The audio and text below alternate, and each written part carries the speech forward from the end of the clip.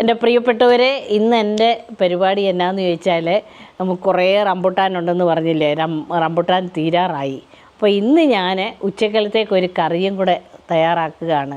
അതാണ് റംബുട്ടാൻ പുളിശ്ശേരി. അപ്പോൾ നമുക്ക് വീഡിയോയിലോട്ട് പോകാം. പിന്നെ നിങ്ങൾക്ക് എൻ്റെ വീഡിയോ ഇഷ്ടപ്പെടുകയാണെങ്കിൽ ഒന്ന് ലൈക്ക് ചെയ്യുക, ഷെയർ ചെയ്യുക, അതുപോലെ കമൻറ്റ് ചെയ്യണം. അപ്പോൾ ഞാൻ കുറച്ച് റംബുട്ടാൻ ഇവിടെ പൊളിച്ച് വെച്ചിരിക്കുകയാണ്. ഒരു 14 എണ്ണം ഉണ്ട്. കറി ഉണ്ടാക്കാൻ തുടങ്ങാം. ആദ്യം തന്നെ ഈ റംബുട്ടാൻ, അതുപോലെ തന്നെ മഞ്ഞൾപ്പൊടി, ഉപ്പ്, 2-3 പച്ചമുളക്, ഇത് ഇത്രയും ഇട്ട് ഒന്നിച്ചങ്ങ് വേവിച്ചെടുക്കുകയാണ്, ഇച്ചിരി വെള്ളം ഉപയോഗിച്ച്. അപ്പോൾ നമുക്ക് അങ്ങനെ ചെയ്യാം. ചട്ടി അങ്ങോട്ട് വെച്ചു, റംബുട്ടാൻ ഇട്ട് കൊടുത്തു. അതുപോലെ ഒരു 4 പച്ചമുളക് മതിയായ പച്ചമുളക്, ഒരു സ്വല്പം മഞ്ഞൾപ്പൊടി, ഉപ്പ്. ഇനി നമുക്ക് കുറച്ച് വെള്ളം ഒഴിച്ചിട്ട്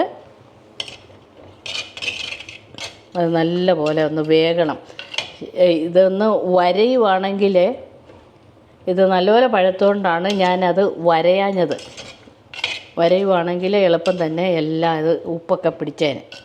ഇല്ല, നമുക്ക് ഇച്ചിരി നേരം തിളപ്പിച്ചാൽ മതി. അപ്പോൾ നമുക്കിനി വെള്ളം ഒഴിച്ച് കൊടുക്കാം. ഇതിൽ കിടന്ന് വേകട്ടെ.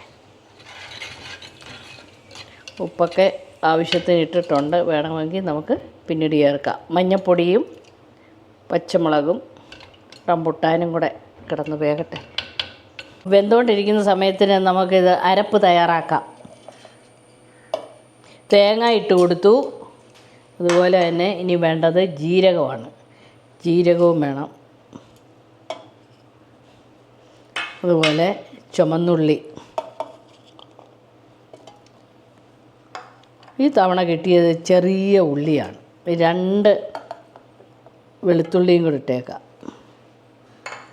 ഇത്രയും സാധനങ്ങൾ നല്ലപോലെ അരയാൻ വേണ്ടി സ്വല്പം വെള്ളവും കൂടെ ചേർത്ത് നമുക്ക് അരച്ചെടുക്കാം. ഇട്ടുണ്ട്.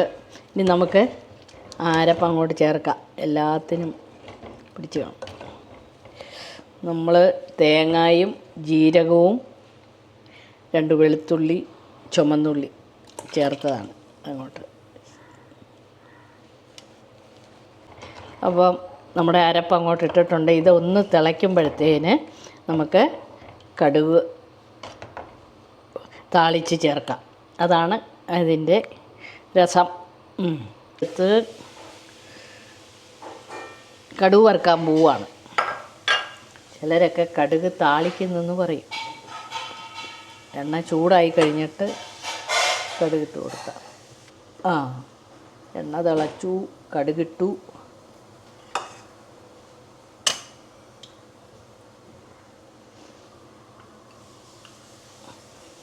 ഇപ്പോഴത്തെ കടുകൊക്കെ എത്ര നേരം കഴിയണം ഒന്ന് പൊട്ടണമെങ്കിൽ.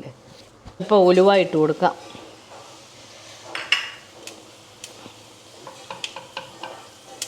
മൂത്ത് കഴിയുമ്പോഴത്തേനും നമുക്ക് 2-3 ഉണക്കമുളക് ഇട്ട് കൊടുക്കണം.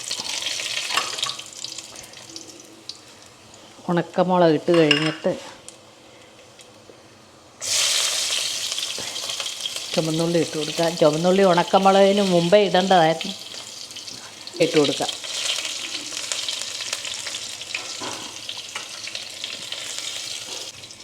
ഈ കരിവേപ്പിലയും കൂടെ ഇട്ട് കഴിഞ്ഞപ്പോഴത്തേന് നല്ല സൂപ്പർ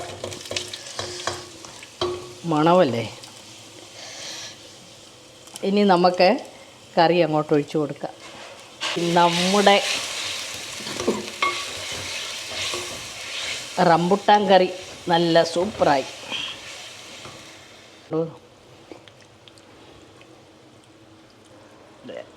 ഇതിനകത്ത് ഞാനൊരു സ്വല്പം തൈരും കൂടെ ഒഴിക്കാൻ പോവുകയാണ്.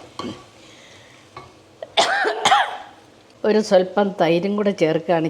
സ്വല്പം പുളിയും കൂടെ വരട്ടെ.